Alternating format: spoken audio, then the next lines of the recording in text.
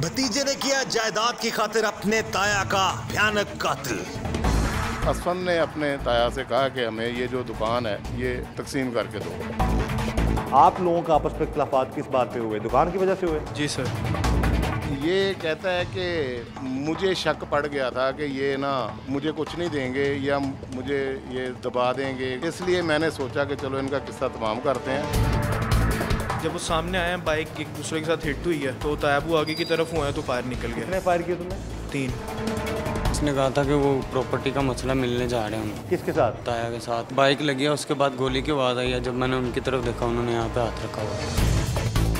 जायदाद की खातिर खूनी रिश्तों की पामाली की एक और दिल दहला देने वाली दास्तान। भतीजे ने ले ली अपने वालिद जैसे ताया जान की जान। लाहौर के इलाके मिस्री शाह में FSC के तालिब इल्म भतीजे ने अपने ताया को गोलियां मारकर कत्ल कर डाला। कितनी जायदाद की खातिर भतीजे ने ताया को उतारा मौत के घाट। तब से भतीजे के दिल में अपने ताया के लिए नफरत थी पल रही, हकीकत थी होशरुबा। आज जुर्म बेनकाब में देखिए, भतीजे ने किया जायदाद की खातिर अपने ताया का भयानक कत्ल।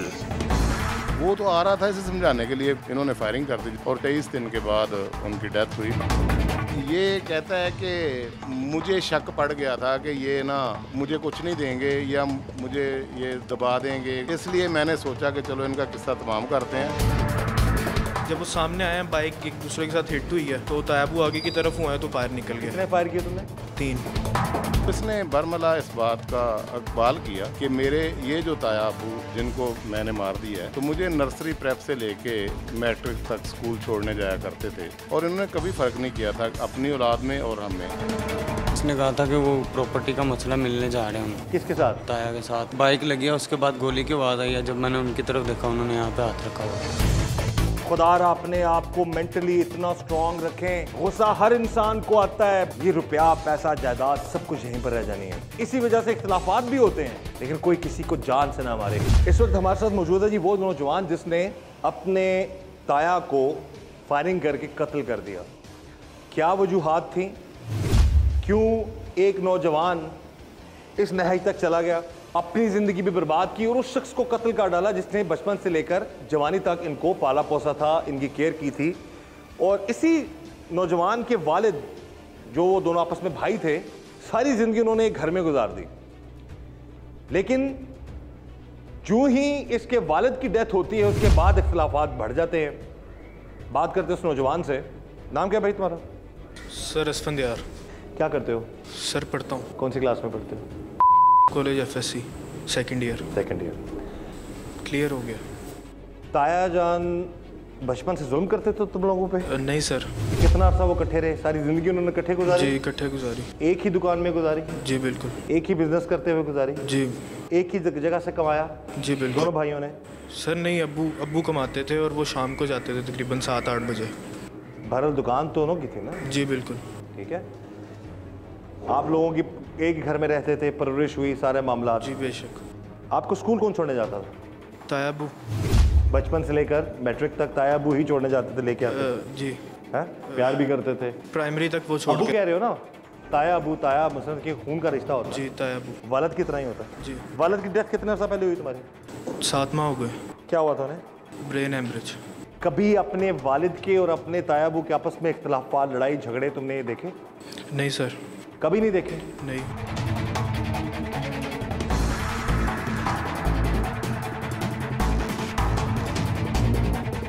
यानी कि तुम्हारा कहने का मकसद ये है कि कभी कोई इख्तिलाफात नहीं थे? जी सर। सारी जिंदगी? जी सर। कोई लड़ाई झगड़ा नहीं देखा? जी। अब जब उनकी डेथ होती है, डेथ के बाद फिर क्या इख्तिलाफात शुरू हो गए आपके और आपके तायाबू के? सर डेथ के बाद कितने बहन भाई हैं आप लोग? 2 भाई हैं। आप दोनों 2 भाई हैं? तो तायाबू के कितने बच्चे हैं?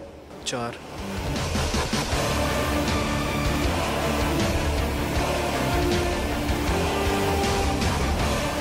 अच्छा, इख्तिलाफात आप लोगों के कहाँ से शुरू हुए? क्योंकि जैसे कि आप बता रहे हो कि वालिद साहब जब तक जिंदा रहे सारे मामला ठीक थे, सब कुछ ठीक चल रहा था, कभी लड़ाई झगड़ा नहीं हुआ आपके वालिद में और आपके तायाबू में, तो फिर आप लोगों का आपस में इख्तिलाफात किस बात पे हुए? दुकान की वजह से हुए? जी सर। जी। तो फिर उसका क्या हल निकाला तुम लोगों ने? सर फिर तायबू ने कहा कि पार्टीशन कर लेते हैं दुकान में। अच्छा। तो मैंने कहा ठीक है पार्टीशन कर लें, आप अपना कर लें, हम अपना कर लेते हैं। ठीक है। हमने अपनी दुकान स्टार्ट कर ली थी, उन्होंने अपनी दुकान बंद कर दी। किस वजह से हुई थी पता आपको? पता नहीं उन्होंने अपनी दुकान क्यों बंद। तो आपके वालिद की डेथ हुई जी, उसके बाद फिर कोरोना भी आ गया जी, उसके बाद की बात है, पार्टीशन कर ली उन्होंने। ऐसा ही है ना जी। अच्छा फिर हम अपनी दुकान स्टार्ट कर ली हुई थी और उन्होंने अपनी दुकान बंद कर दी। ठीक।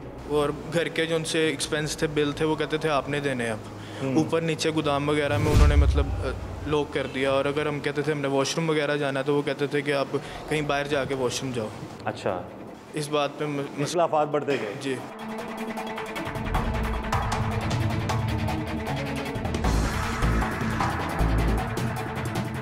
किस डगर चल निकला है हमारा मुआशरा, हमारे मुआशरे में चंद अनासर। आजकल के नौजवानों की नजर में सिर्फ रुपया, पैसा, जायदाद ही सब कुछ है। अपने खूनी रिश्ते के तकद्दुस को पामाल करने में ये लोग 1 मिनट नहीं लगाते। घरों में, फैमिलीज में लड़ाई झगड़े, इख्तलाफात होते हैं, लेकिन उसका हरगिज ये मतलब नहीं कि कोई किसी की जान ले ले। एक ऐसा ही वाकया पेश आया थाना मिस्री शाह के इलाके में, जहां पर एक भतीजे ने अपने सगे ताया को बड़ी बेरहमी से कत्ल कर दिया। इसी हवाले से टीम जुर्म बेनकाब मौजूद है इस वक्त इन्वेस्टिगेशन इंचार्ज थाना मिस्री शाह अख्तर महमूद साहब के पास, और उनसे हम बात करेंगे इस केस के हवाले से।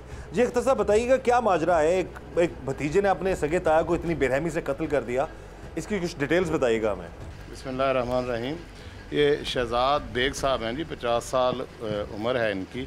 तो इनको कत्ल किया गया है इनके छोटे भाई के बेटे ने, असफंद यार ने। इनका बैकग्राउंड ये है कि ये शहजाद बेग साहब और अफजाल बेग साहब, ये 2 भाई थे। इन्होंने सारी ज़िंदगी एक ही घर में गुजारी और सारी ज़िंदगी एक ही दुकान में बिज़नेस किया। ये मोटरसाइकिलों के स्पेयर पार्ट का बिज़नेस करते थे। एक अप स्टोर पे है जी इनकी दुकान। अच्छा कारोबार था। दोनों फैमिलियां एक ही घर में रह रही थी जो कि इनके दादा का है।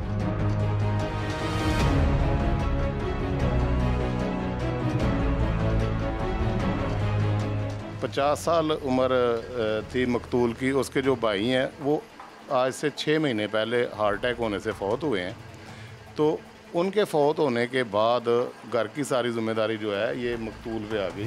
तो शहजाद साहब ने अपने भाई की औलाद को, मैं जब तफ्तीश में गया, मैंने ये असफन को पकड़ा, तफ्तीश की, इससे पूछगिछ की, तो इसने बरमला इस बात का इकबाल किया कि मेरे ये जो ताया अबू जिनको मैंने मार दिया है, तो मुझे नर्सरी प्रेप से लेके मैट्रिक तक स्कूल छोड़ने जाया करते थे और मेरे पापा स्कूल नहीं जाते थे, बच्चों की जिम्मेदारी इन पे थी और इन्होंने कभी फ़र्क नहीं किया था अपनी औलाद में और हम में। और जो ये मकतूल के बेटे हैं उनके बारे में भी यही है कि हम कभी भी घर से बाहर अगर शाम को या किसी वक्त या किसी फंक्शन के लिए निकलना है या कपड़े लेने हैं तो हम कभी अलहदा नहीं हुए थे। ये बहुत प्यार मोहब्बत से रहने वाले लोग थे।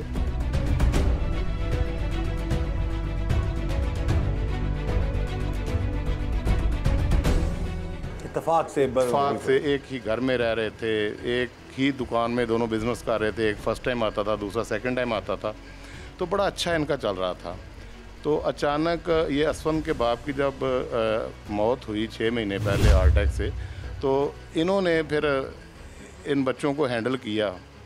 तो ये मिसअंडरस्टैंडिंग पैदा होना शुरू हो गई कि शायद ये अब हमें किसी चीज़ से महरूम कर देंगे। तो असफन ने अपने ताया से कहा कि हमें ये जो दुकान है ये तकसीम करके दो। तो अगर आप देखें एक अप स्टोर के साथ दुकान है, बंद पड़ी हुई है, तो उसमें दीवार की गई, दीवार करके डिसाइड हो गया कि ये हिस्सा आपका, ये हिस्सा हमारा। उस पर आगे जाके फिर असफन उससे ये कहता है कि मैं मोटरसाइकिल के स्पेयर पार्ट का काम करूँगा, आप रक्शे का करेंगे। तो उन्होंने ये बात भी मान ली। इसके बावजूद इनके दरमियान में ये खलश, ये गलत फहमियाँ चलती रहीं। तो उस दिन भी और ये गलत फहमियाँ असफंद की ही तरफ से थी, उसके ताया की तरफ से। ताया तो हर बात मानते रहे, वो उसकी तकरीबन हर बात मानते रहे।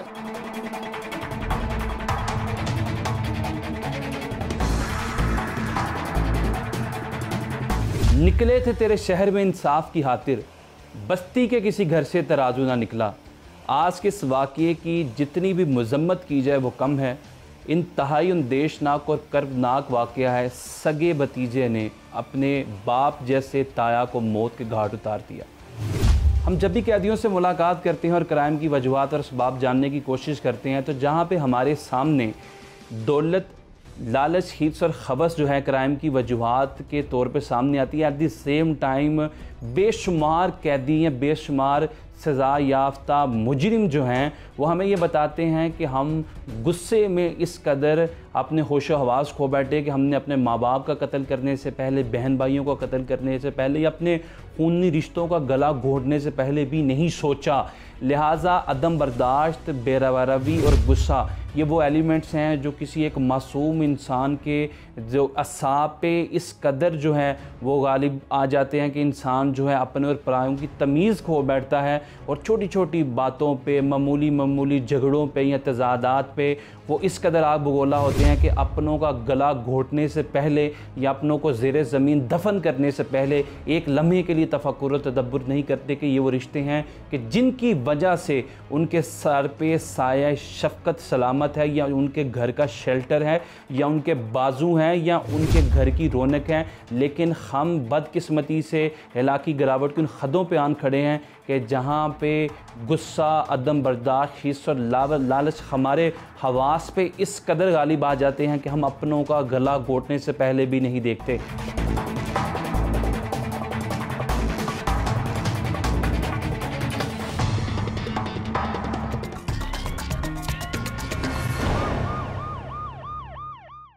बचपन से एक ही कारोबार और एक ही घर में रहने वाले भतीजे के दिल में अपने वालिद की वफात के बाद लालच ने कैसे ताया के लिए नफरत का बीज बोया, जिसके बाद भतीजे ने अपने ताया को कैसे कत्ल किया। हकीकत दिल दहला देने वाली थी। जिस दिन तुमने उनको कत्ल किया बुलाकर, उस वक्त क्या बात करने के लिए तुम लोग मिले थे एक दूसरे को? सर मैं यही था कि वो मतलब वैसे तो मानते नहीं थे। मैंने मतलब अपनी फैमिली में भी सबको कहा कि किस किस को कहा? अपनी फूफा वगैरह को और अपने चाचू को तो नहीं, लेकिन आपकी वालदा को पता था कि आप अपने ताया को गोली मारने जा रहे हो? नहीं, उन्हें नहीं पता था। हाँ? नहीं, उन्हें नहीं। उनको पता था कि आप दोनों में इख्तिलाफात इस हद तक? आप बड़े भाई हो? जी मैं बड़ा भाई। छोटा भाई की क्या उम्र है? 14 साल। 14 साल। यार कभी सोचा है तुमने कि अच्छे खासे तुम नौजवान हो? जी सर। पढ़ने लिखने वाले, लड़ाई झगड़े बच्चा हर घर में, हर ख़ानदान में होते हैं जी। ये इख्तिलाफात, रुपया, पैसा, जायदाद हर दूसरे तीसरे घर में झगड़ा है। बिल्कुल। इसका मकसद ये नहीं है कि कोई किसी को कत्ल कर दे। जी सर, बस जज्बात में आकर गलती हो गई। मतलब जब वो सामने आए, बाइक एक दूसरे के साथ हिट हुई है, तो तायाबू आगे की तरफ हुआ है तो घबरा के मतलब वो फायर निकल गया। कितने फायर किए तुमने? 3।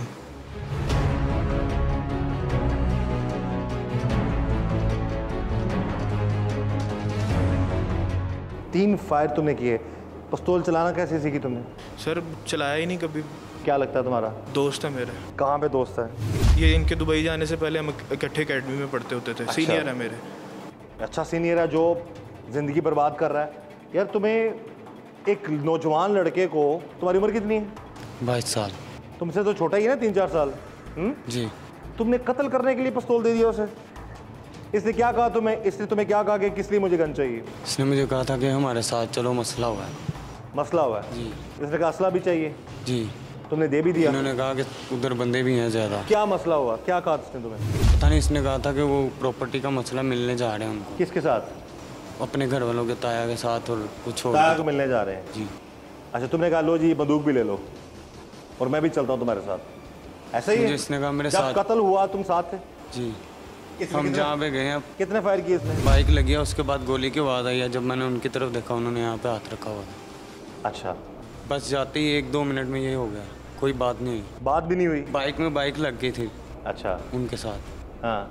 तो उसके बाद ये हो गया। तुम्हें इस चीज़ का अंदाज़ा है कि अगर वो गुस्से में था तो तुम तो उसके दोस्त थे, तुम उससे बड़े भी थे 4-5 साल, तुम उसको समझा सकते थे कि इस तरह की हरकत ना करो ना। तुम देखो असलहा तो तुमने दिया, लोडेड गन दी तुमने इसको। हाँ जी। लोडेड थी कि इसने गोलियां खुद डाली उसमें? नहीं, इसमें गोलियां थी।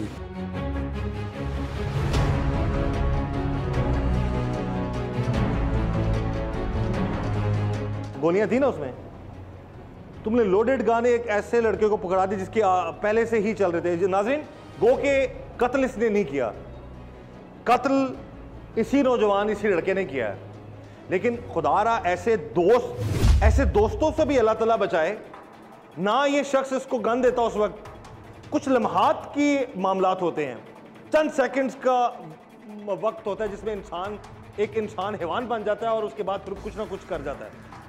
सो इस नौजवान ने भी वही किया।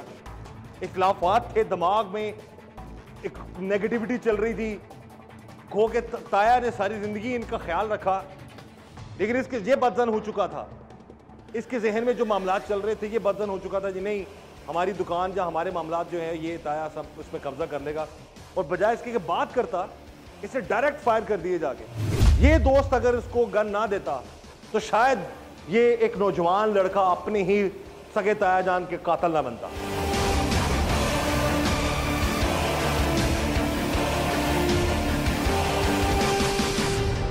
ताया भतीजे को अपनी सगी औलाद की तरह चाहता था, लेकिन भतीजा दुकान पर कब्जा जमाना चाहता था। जिस दिन संग दिल भतीजे ने अपने ताया को गोलियों से छलनी किया, उस दिन ताया किस नीयत से उससे मिलने जा रहा था, इस केस के तफ्तीशी अफसर ने होशरुबा इंकशाफात किए। उसकी शायद सोच भी नहीं थी कि इस हद तक बात चली जाएगी, तो उसे बुलाया, वो अपने बेटों के साथ आया इसकी तरफ।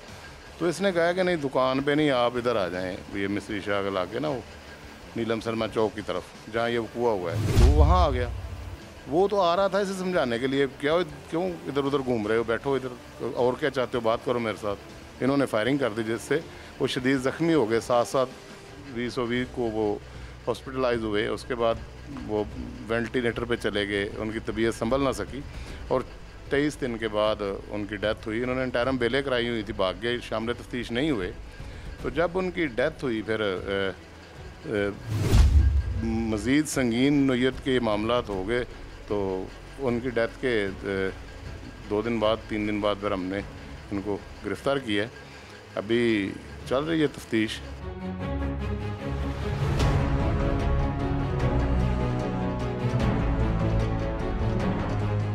और ये इसने बाकायदा तौर पर बुलाया, वहाँ पर कत्ल की ही नीयत से था, इस वजह से उसने फायरिंग कर दी, या होता है कि बहस होती है उसके बाद क्यों फायरिंग?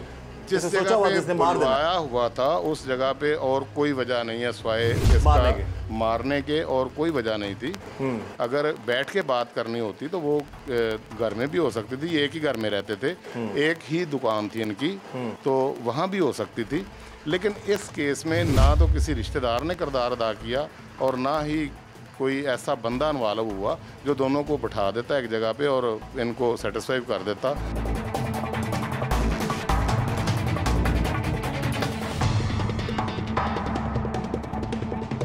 जहाँ पे हम अपनी लॉ इन्फोर्सिंग एजेंसी से और अपनी रियासत से ये एक्सपेक्ट करते हैं कि वो माशरे को अमन का गहवारा बनाने के लिए और पीस एंड प्रॉस्पेरिटी को कायम करने के लिए अपना मौसर किरदार अदा करे, वहाँ पे माँ बाप का किरदार बहुत अहम है।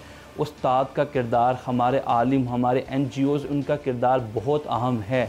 माँ की गोद पहली दरसगाह, बाप सोचों का महवर और मरकज़, और एट द सेम टाइम उस्ताद किसी भी कौम के लिए मुबारक कौम की हैसियत रखता है। ये वो लोग हैं जो हमारे माशरे में बेहतरी ला सकते हैं, और इन बच्चों को, इन नौजवानों को, ख़ास तौर पे ये नौजवान जब अहद शबाब में दाखिल होते हैं और इनके सेंटिमेंट्स और जिनके इमोशंस जो हैं आउट ऑफ कंट्रोल हो जाते हैं, इनको कंट्रोल करने के लिए इनकी बाकायदा किरदार साजी की ज़रूरत है। और सबसे पहले किरदार साजी घर से की जाए, फिर उसके बाद उस्ताद जो मुबारक कौम है वो इन बच्चों की किरदार साजी करे। जो हमारे आलिम हजरात हैं वो इन बच्चों को इस्लामी तौर पे इतना मजबूत करें, और ख़ास तौर पे गुस्से से रिलेटेड, चूँकि गुस्सा वैसे भी हराम है और जो क्राइम के पीछे बड़ी वजूहात है उनमें से एक वजह गुस्सा है, अदम बर्दाश्त है। ये गुस्से का जो फैक्टर है इसके बारे में हमारी नस्ल नूह के अंदर नफ़रत पैदा करने की ज़रूरत है, और दूसरों की बात को या दूसरों के इख्तिलाफ राय को हम बर्दाश्त करें, और बजाय इसके कि हम हथियार उठा लें, हम तजलील करें, हम दलील से बात करें।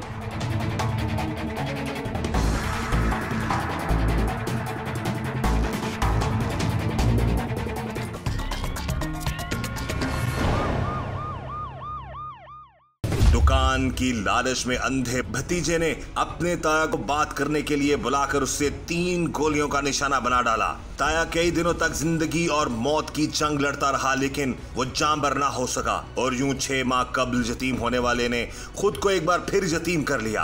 अच्छा ये बताओ कि जब तुमने इसको जाकर तुमने क्या कहा था कि और मुझे गन किस लिए चाहिए? सर सिर्फ थ्रेट करने के लिए। हाँ, थ्रेट करने के लिए। तुम्हें पता था ना लोडेड है, उसमें गोलियां हैं, इसने बताया था ना तुम्हें? जी। अच्छा, थ्रेट क्यों कर रहा था तुमने? ताकि उनको मतलब समझ आ जाए, या वो उनको अगर इस तरह नहीं तो उस तरह समझ आ जाए बस। देखो जिस तरह से भी है, थ्रेट करने के मामलात में कहाँ से कहाँ बात चली गई? सर सुना है तुम लोगों के आपस में जो सारी ज़िंदगी तुम लोगों ने ज़िंदगी गुजारी है बड़े इत्तेफाक से गुजारी है। तुम्हारे तायाबू क्या कहते थे या वालिद क्या कहते थे तुम्हारे? सर अब्बू कहते थे कि हम आपस में 5 भाई हैं और हमेशा मतलब 5 रहे भी हमेशा इस तरह का, कोई इख्तलाफ नहीं, आज तक हमने एक दूसरे को गाली भी नहीं निकाली थी।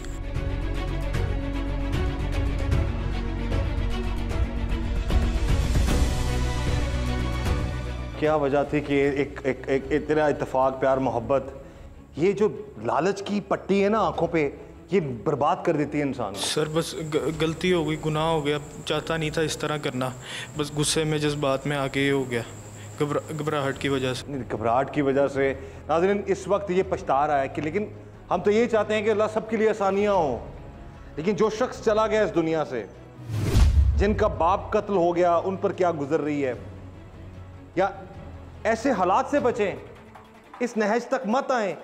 पछताने से अब जो कत्ल हो गया वो शख्स वापस नहीं आएगा।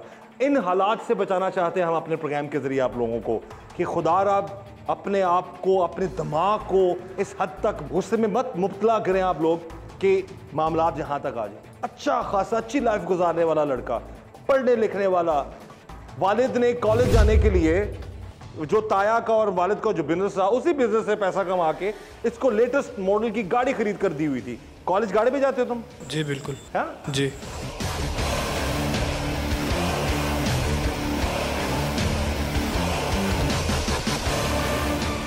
और तुम्हारे तायाबू के बच्चे, उनके पास गाड़ी है? सर नहीं, वो उनके पास नहीं है, लेकिन हम इकट्ठे फिरते होते थे गाड़ी में। लेकिन आपके पास थी गाड़ी? जी बिल्कुल। ठीक है, अच्छी खासी लाइफ को पढ़ने लिखने वाले लड़के एक कातिल बन गए हो आप अपने ताया के। इसके ऐसे दोस्तों की सोहबत जिनके पास असला होता है, कैसे क्यों सोहबत से भी बचें, बुरे लोगों की सोहबत से भी बचें।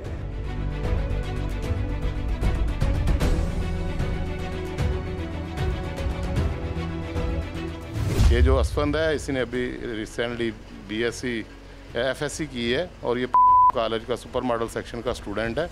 ये वाकया ही एक बहुत अफसोसनाक वाकया है कि बाप अपनी ही औलाद के हाथों कत्ल हो गया और उसमें कातिल भी पछताए और मकतूल तो बस गया। तो दुनिया उजड़ गई सबकी। नाज़रीन, जैसा कि इन्वेस्टिगेशन इंचार्ज अख्तर साहब ने बता दिया कि मामलात ज़िंदगी के बड़े बेहतरीन चल रहे थे। बड़े भाई, जो बड़ा और छोटा भाई 50 साल से इकट्ठे रह रहे थे, दादा के घर में थे, वो वालिद के अपने घर में रह रहे थे। आगे जब औलाद आ गई, यहाँ पर एक गुजारिश करेंगे कि अपना हक लेना कोई बुरी बात नहीं है, लेकिन मामलात को इस नहज तक पहुंचा देना कि जिस तरह से इस लड़के ने, जो खुद ये एडमिट भी करता है, इन्वेस्टिगेशन इंचार्ज, इन्होंने भी बता दिया कि इनके ताया ने ही इनको पाला पोसा बड़ा किया, इनकी केयर की, और एंड पर आकर जो दुकान के या अपनी जायदाद के जो इख्तलाफात है उसकी वजह से गो के वो मकतूल हर चीज़ मान भी रहे थे इनकी, इसने गुस्से में आके उनको कत्ल कर दिया अपने ही ताया को। वजह सिर्फ ये है कि कत्ल कभी छुपता नहीं है, और ये जुर्म जो है, कत्ल करना, किसी की जान लेना, ये एक ना एक दिन सामने ज़रूर होता है और इसकी सज़ा भी मिलती है इंसान को। अब जैसे ये नौजवान FSc का स्टूडेंट था, क्या वजह थी कि इस हद तक क्यों उसका दिमाग चला गया? उसने गुस्सा, अपने दिमाग में बुग़्ज़ रख लेना, ये सारे मामला इनको एक हद तक रखना चाहिए, कंट्रोल करना चाहिए। मैं बार बार अपने प्रोग्राम्स में अक्सर कहता हूँ, लड़ाई झगड़े इख्तलाफात हर दूसरी तीसरी फैमिली में होते हैं, लेकिन उसका हरगिज़ मतलब ये नहीं है कि कोई किसी की जान ले ले, जैसे इस लड़के ने अपने ताए की जान ले ली।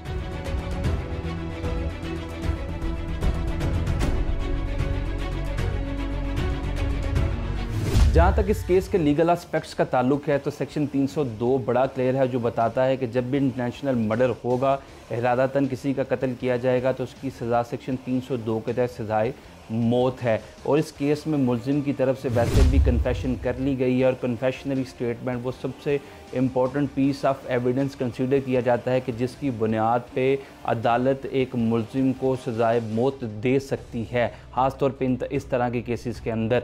अब महज सज़ाएँ दे देना या 302 का इतलाक़ कर देना, क्या इससे हमारी सोसाइटी के अंदर जराइम का खात्मा होगा या कत्ल व गारत जो है वो थमेगी? इससे पहले भी बेशुमार डेली बेसिस पे हम देखते हैं पूरे पाकिस्तान में कत्ल व गारत होती है, फितना फसाद होता है, लड़ाई झगड़े होते हैं। इनकी कंट्रोल करने के लिए जहाँ पे सज़ाएँ देना या सज़ाओं पे अमल दरामद करवाना ज़रूरी है, एट द सेम टाइम जो इंग्लिश जूरिस्प्रूडेंस है वो दूसरे असबाब और रीजनिंग बताता है। वो कहता है, इंग्लिश जूरिस्प्रूडेंस ये चीज़ को एड्रेस करता है कि आप जराइम के पीछे होने वाली वजूहात, असबाब और अवामिल का जायज़ा लें और उस अवामिल और उन असबाब का कला कमा करें जो दर हकीकत जुर्म की बुनियाद है। जब तक आप बुनियाद को जड़ से नहीं उखाड़ेंगे, जब तक आप असबाब और अवामिल पे काम नहीं करेंगे, ये डेली बेसिस पे हम देखते हैं कत्ल व गारत भी होती है, लड़ाइयाँ भी होती हैं, रेप भी होता है, बेशुमार इस तरह के केसेस हैं और सज़ाएँ भी दी जाती हैं।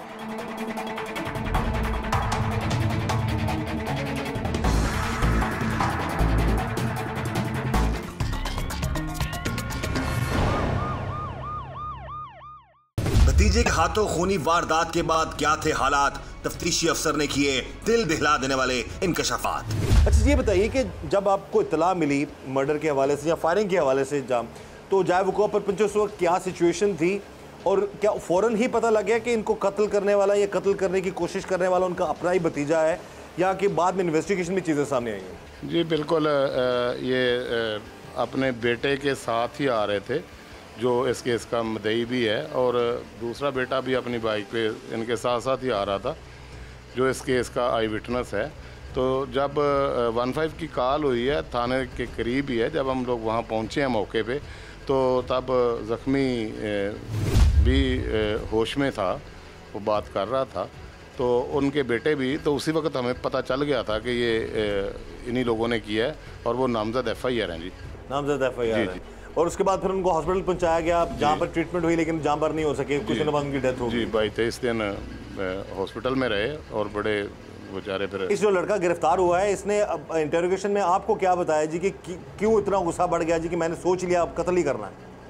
देखें, ये कहता है कि मुझे शक पड़ गया था कि ये ना मुझे कुछ नहीं देंगे या मुझे ये दबा देंगे, मुझे शक पड़ गया था। अच्छा। किसी ने कहा नहीं था, शक पड़ गया था। कत्ल करने के बाद बचना कैसे था? तो इसलिए मैंने सोचा कि चलो इनका किस्सा तमाम करते हैं, लेकिन ये जो चीज़ है ये इसने नहीं सोची थी कि मैं पकड़ा भी जाऊंगा और उसके बाद इसकी सज़ा भी होती है, और वो सज़ा मौत होती है। ये चीज़ जो है इसके नॉलेज में या इसके नहीं थी उस वक्त जहन में, इसके जहन में यही था कि हमने इधर से करके निकल जाना है, कौन सा कोई इधर कोई किसी को पता भी नहीं लगेगा, पता भी नहीं चलना। ये नाज़रीन, जैसा कि इन्वेस्टिगेशन इंचार्ज साहब ने बता दिया, और ये मामला जो हम अपने प्रोग्राम में भी अक्सर बात करते हैं कि एक नौजवान ने अपने ताया को कत्ल करने के साथ साथ अपनी और अपने पूरे ख़ानदान की ज़िंदगी बर्बाद कर दी, सिर्फ गुस्से की वजह से, लालच की वजह से, बदगुमानी की वजह से। ये बदगुमानियाँ मत पालें अपनी ज़िंदगियों में। मैं बार बार अपने प्रोग्राम्स में अक्सर ये बात करता हूँ कि किसी का ये मकसद नहीं है कि पैसा अब कत्ल करने के बाद, अपने ताया को कत्ल करने के बाद क्या अब उसको पैसा मिल जाएगा, उसको जायदाद मिल जाएगी, या वो जो मामलात है ज़िंदगी वो ठीक हो जाएंगे। उस शख्स को कत्ल कर डाला जिसने उन लोगों को, इस कातिल को बचपन से पाला था और उनका सहारा बना। हमारे इस प्रोग्राम में मज़ीद हम डिटेल्स दिखाएंगे। कोशिश हमारी सिर्फ यही होती है अपने इस प्रोग्राम के ज़रिए से ना सिर्फ आपको केसेस दिखाएं या जुर्म दिखाएं, बल्कि उनका अंजाम भी दिखाएं और आप लोगों को बताएं कि ऐसे मामलात से बचें ताकि आप लोगों के साथ इस तरह के मामलात ना हों।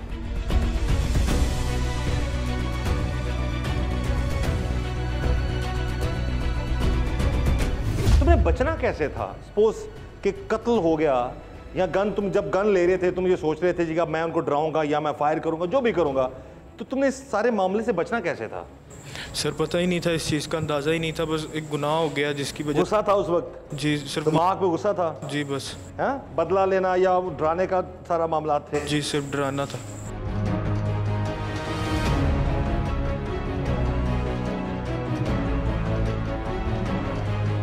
अब ये एक ही बार बात कर रहा है और हो सकता है कि बात इसकी दुरुस्त भी हो, क्योंकि ये आदि मुजरिम थोड़ी है। अच्छा एक स्टूडेंट था। तुम्हारे कितने % मार्क्स आते थे? 95, 96, 97 हर सब्जेक्ट में? जी बिल्कुल। क्या तुम्हारा प्लान क्या था कि तुमने क्या बनना है? सर मैंने आगे CSS करना था या इंजीनियरिंग करनी थी। CSS या इंजीनियरिंग? हमारे मुआशरे में ये अदम बर्दाश्त, नेगेटिविटी, खुदारा अपने आप को मेंटली इतना स्ट्रांग रखें। गुस्सा हर इंसान को आता है, एक दूसरे से बदजन भी हो जाता है इंसान, इख्तलाफात, नाराजगियाँ भी हो जाती हैं, लेकिन इस लेवल तक मत जाएं जहाँ तक ये नौजवान चला गया। इसने अपनी ब्रिलियंट जो इसकी एक एज ए स्टूडेंट लाइफ थी इसकी, उसको भी ख़राब कर दिया, अपने ताया को भी मार दिया, अपने सरबराह को ख़त्म कर दिया। ये रुपया, पैसा, जायदाद सब कुछ यहीं पर रह जानी है।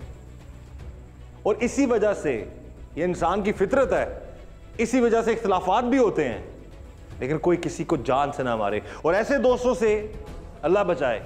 अब तुम्हें पता है जितना उसने जुल्म किया है, तुम भी बराबर के शरीक हो उसमें। मुझे तो पता ही नहीं था, मैं तो अभी दुबई में आया हूँ। नहीं, तुम अभी दुबई में आए हो, दुबई से भी आए हो, तो दुबई से आके तुम असला बांटना शुरू कर दिया तुमने? नहीं। गन तुमसे मांगी? जी। तुम उसको मना कर सकते थे? मैंने मना किया था, इसने कहा साथ चलो, कुछ भी ऐसी बात नहीं है। तो तुम ना तो जाते? मैं साथ चला गया था। असला ना देते, खाली कर देते, बंदूक पिस्तौल खाली कर देते। बस गुनाह हो गया मेरी से, गलती से। मेरी 2nd डिवीजन है पूरे डिस्ट्रिक्ट लाहौर में। क्या वो इनाम तुम्हें बचा जाएगा? तुम्हारे अमाल ने तुम्हें बचाना ना। जी। अगर इतने अच्छे पढ़े लिखे और इतना ब्रिलियंट लोग हो तुम, उस पढ़ाई का तो कसूर कोई नहीं है, आप लोगों का अपने सोच का अंदाज गलत है। जी हमारी गलती।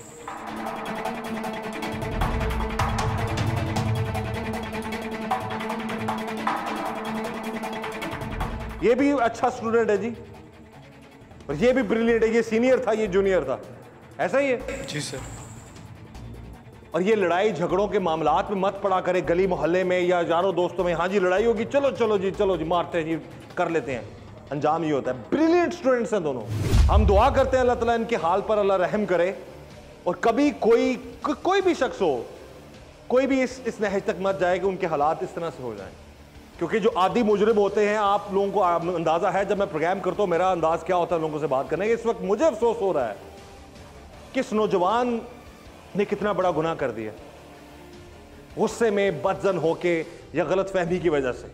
हमारी गुजारिश है ख़ानदानों में तमाम बड़ों से भी कि ये जो आपस के जो इख्तलाफात होते हैं, इनको अच्छे तरीके से इनका अंजाम हो जाए तो बेहतर है। इनको ख़त्म करने की कोशिश करें। लड़ाई झगड़ों में कोई फ़ायदा नहीं है। नाराज़गियाँ या तलखियाँ हर दूसरे तीसरे ख़ानदान में मौजूद हैं, लेकिन कोई किसी को जान से ना मारे या किसी को नुकसान ना पहुँचाए, यही दुआ है हमारी। और इस प्रोग्राम के ज़रिए से मैं यही एक पैगाम भी देता हूँ अपने तमाम नौजवानों को कि खुदारा अपने जहन को मस्बत रखें। अच्छे बुरे हालात, मामलात, गुस्सा, ये हर इंसान की फितरत में शामिल होता है, आता है, लेकिन इस हद तक मत जाएं कि अंजाम ऐसा हो जाए।